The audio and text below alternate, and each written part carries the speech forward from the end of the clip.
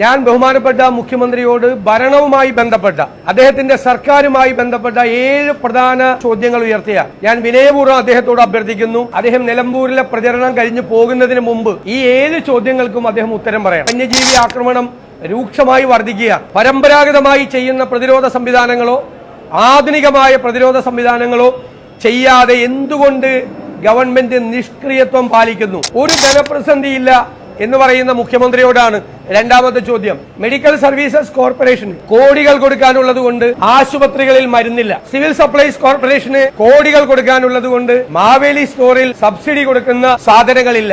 ആശുപത്രികളിൽ കാരുണ്യ പദ്ധതി നിലച്ചു. ക്ഷേമനിധി ജീവനക്കാർക്കും പെൻഷൻകാർക്കും കോടികളാണ് ഈ സർക്കാർ കൊടുക്കാനുള്ളത്. 3 പ്രാവശ്യം വൈദ്യുതി ചാർജ് കൂട്ടി, 4ാമത്തെ പ്രാവശ്യം വൈദ്യുതി ചാർജ് കൂട്ടാൻ ശ്രമം നടത്തുന്നു. സാമ്പത്തിക പ്രതിസന്ധി ഇല്ല എന്ന് ഒരു വശത്ത് പറയുകയും മറുവശത്ത് എന്തിനാണ് ഇങ്ങനെ ജനങ്ങളെ ബുദ്ധിമുട്ടിക്കുന്നത്? പട്ടികജാതി പട്ടികവർഗക്കാർക്കുള്ള പ്ലാൻ ഫണ്ട് ഗണ്യമായ വെട്ടിക്കുറവ് വരും. എന്തിനാണ് നിങ്ങൾ ഈ പട്ടികജാതി പട്ടികവർഗത്തിൽപ്പെട്ട കുട്ടികളോട്, ആ ജനങ്ങളോട്, ആ ജനവിഭാഗത്തോട് ഇത്രമാത്രം ക്രൂരമായി പെരുമാറുന്നത്? 4ാമത്തെ ചോദ്യം, സർക്കാരിന്റെ നേട്ടമായി കൊട്ടിഘോഷിച്ച നാഷണൽ ഹൈവേ 150-ൽ പരം സ്ഥലങ്ങളിൽ തകർന്നു വീണിട്ടും അവിടെ അഴിമതി ഉണ്ടായിട്ടും ക്രമക്കേടുണ്ടായിട്ടും നിങ്ങൾ എന്തുകൊണ്ടാണ് പരാതിയില്ല എന്ന് പറയുന്നത്? 5ാമത്തെ ചോദ്യം, ആശാ വർക്കർമാരോട് ക്രൂരമായി പെരുമാറുന്നു. അവർക്ക് പൈസ കൂട്ടിക്കൊടുക്കില്ല എന്ന് മാത്രമല്ല, മന്ത്രിമാരടക്കമുള്ള CPM നേതാക്കന്മാർ എന്തിനാണ് അവരെ അപമാനിക്കുന്നത്? എന്തിനാണ് മുഖ്യമന്ത്രിയുടെ സോഷ്യൽ മീഡിയയിൽ ഒരു മാസം 80 ലക്ഷം രൂപ ചെലവാക്കുക? എന്തിനാണ് അവരുടെ ശമ്പളം